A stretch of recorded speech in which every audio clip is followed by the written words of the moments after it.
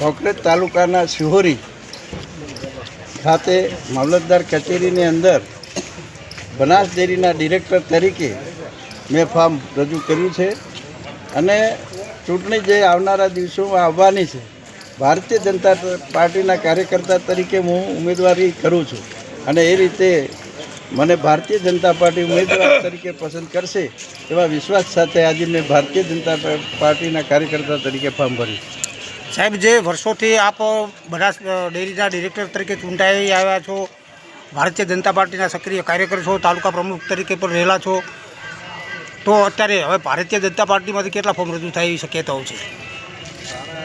આમ તો ભારતીય જનતા પાર્ટીના 1980ની અંદર 20/8/1980 જ્યારે સ્થાપના કરવામાં આવી ત્યારથી કરીને હું ભારતીય જનતા પાર્ટીનો પ્રમુખ તરીકેની કામગીરી મને સોંપેલી અને જ્યારે ગુજરાતની અંદર સરકાર બની કેશુભાઈ સાહેબની ત્યાં સુધી હું સતત પ્રમુખ તરીકેની કામગીરી કરતો રહ્યો. એટલે આ રીતે ભારતીય જનતા પાર્ટીનું ઘણું બધું કામ કર્યું છે અને ભારતીય જનતા પાર્ટીના મજબૂત બનાવવા માટે પણ ઘણું કામ કર્યું છે. ભારતીય જનતા પાર્ટીના કાર્યકર્તા તરીકે જિલ્લા પંચાયતનો સભ્ય પણ બન્યો છું. ભારતીય જનતા પાર્ટીના કાર્યકર્તા તરીકે બનાસ બેંકનો ચેરમેન પણ બન્યો છું. ભારતીય જનતા પાર્ટીના કાર્યકર્તા તરીકે બનાસ ડેરીમાં ડિરેક્ટર તરીકે પણ ચૂંટાઈને ગયેલો છું ને હાલે ડિરેક્ટર તો હું ચાલું છું. ફરીથી ચૂંટણી આવી છે એટલે હું ચૂંટણી લડું છું.